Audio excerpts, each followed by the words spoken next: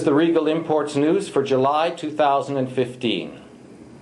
In May, De Beers said that diamond manufacturers should get used to the high prices of diamond rough, and that the company's first and foremost commitment was to their shareholders.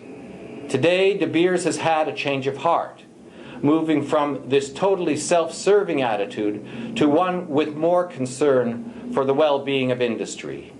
Here is a more recent statement, quote, "All value in the diamond business emanates from the consumer desire for our product.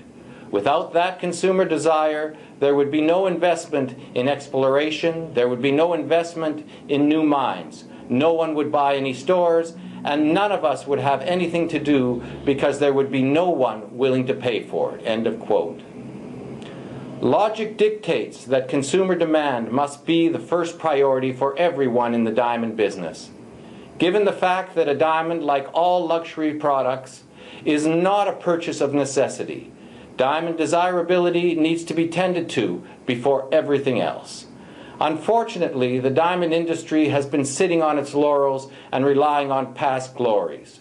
Miners have been greedy, cutters have made profit in the past by hoarding, speculating, and abusing bank credit, while retailers have used every tactic in the book to move product to the consumer without regard for future accountability. Is it any wonder that the diamond industry finds itself in what has been described as the perfect storm? In the good old days, miners pushed diamond rough on willing buyers and speculators, and now it has become obvious that when demand for product is relegated to a secondary position, a perfect example of putting the cart before the horse develops. Today, market demand is forcing miners to slam on the brakes, cut supply, and refocus attention on creating a new desire for diamonds. Let me pose an extreme question. What is the sense of placing priority on such positive incentives as tracing a diamond's history when the initial appeal for diamonds is diminishing? Diamonds need to be supported first and foremost as diamonds and luxury, and only secondarily for their transparent pipeline. I am not saying that ethical issues are not important, but what is the point of an ethical product if there is no demand? Furthermore, I disagree with Stephen Lucier of De Beers and his insistence on diamond brands as the future of diamond marketing. I want to distinguish the point that I consider diamond branding different from jewelry branding. In truth, a diamond is a diamond is a diamond.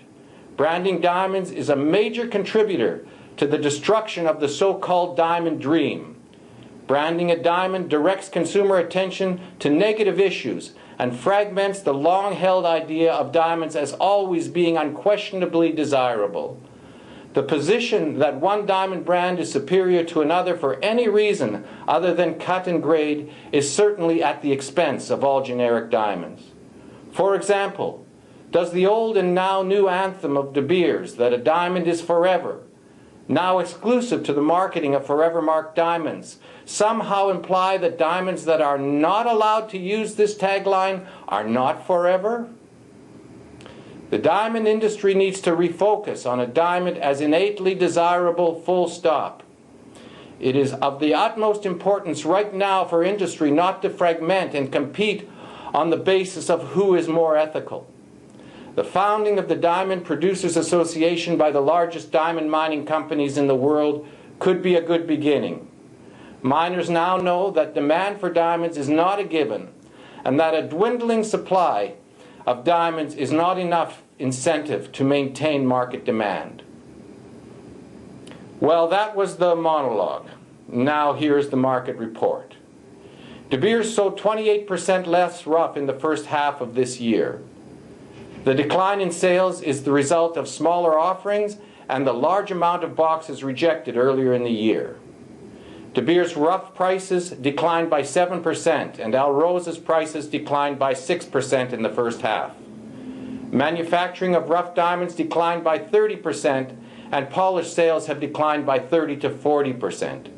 Both De Beers and Alrosa are predicting improved sales in the second half, but as this broadcast is being recorded, Indian exporters are meeting to discuss a ban on the import of rough diamonds that could last up to 3 months.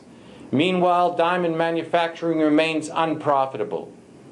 Retail jewelry sales in Canada are stable, with few jewelers bothering to complain, and yet I still feel positive about the market conditions in Canada. Retail jewelers are not suffering as much as the middle markets. I define middle markets as manufacturers and wholesalers. Retailers are holding stock and are quite content to wait until demand increases before reinvesting. In Canada, the fluctuation of the Canadian dollar has scared retailers. They just don't know whether the dollar will rise or fall. I believe many will put off restocking as long as possible. Prosperity in the retail market is increasingly dependent on multimedia. Brick-and-mortar jewelry retailers are doing better than some other categories because consumers still desire the assurance of a tactile experience. Recently, I read a study on attention span.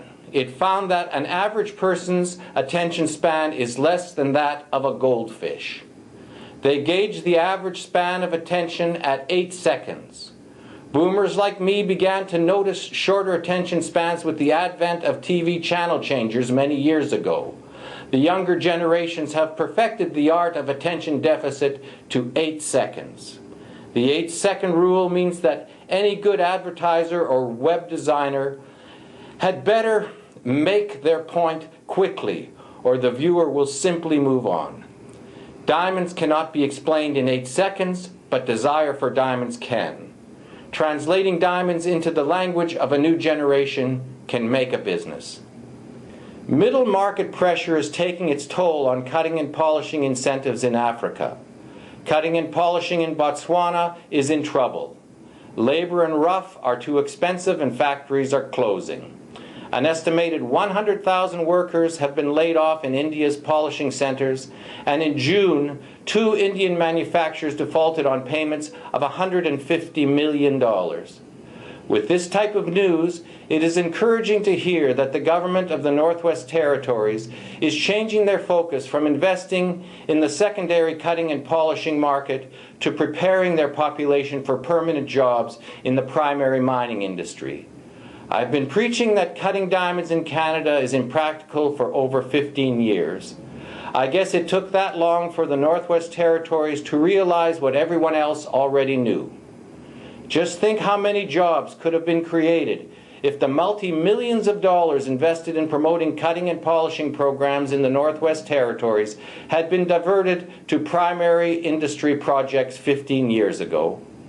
I hate to say I told you so, so I won't.